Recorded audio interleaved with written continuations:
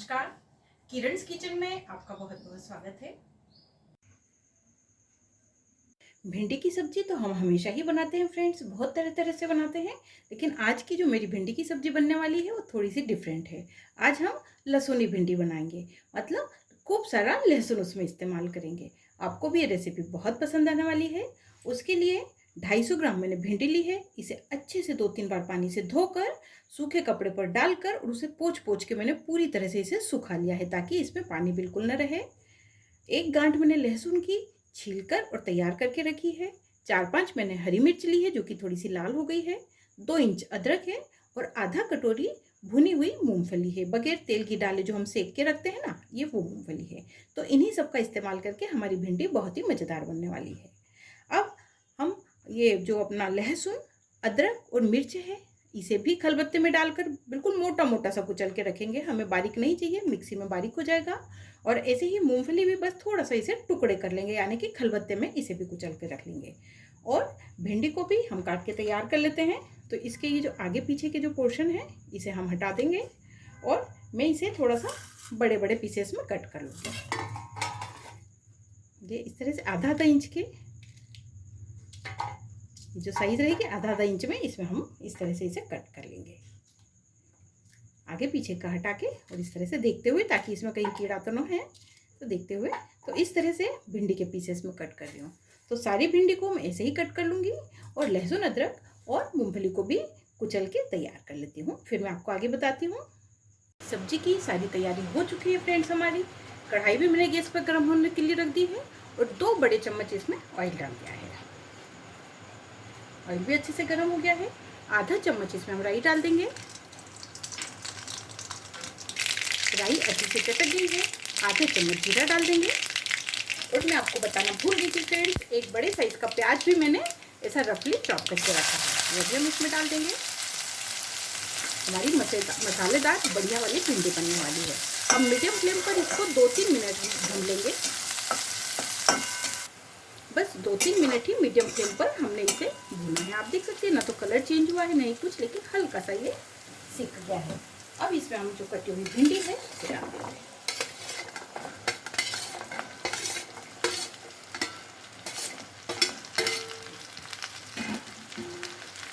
और लो to medium flame पर इसे भी हम अच्छे से सिकने देंगे।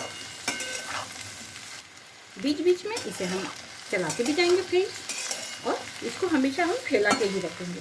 तो ये जो प्याज में भी जो थोड़ा कच्चा दिख रहा है ना, वो भी भिंडी के साथ में अच्छे से कुक हो जाएगा। तो जितना हो सके कढ़ाई में जितनी स्पेस होगी उतना ही हम भिंडी को भी ऐसे फैला देंगे। और अब इसे अच्छे से हम कुक करेंगे।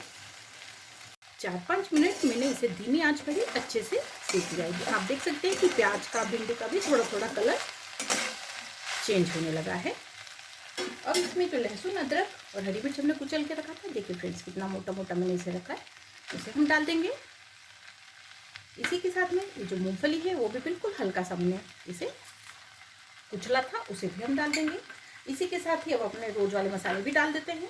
तो 1/3 चम्मच इसमें हल्दी पाउडर डाल देंगे। 1 छोटा चम्मच लाल मिर्च पाउडर, क्योंकि 2-3 हमने हरी मिर्च भी डाली है।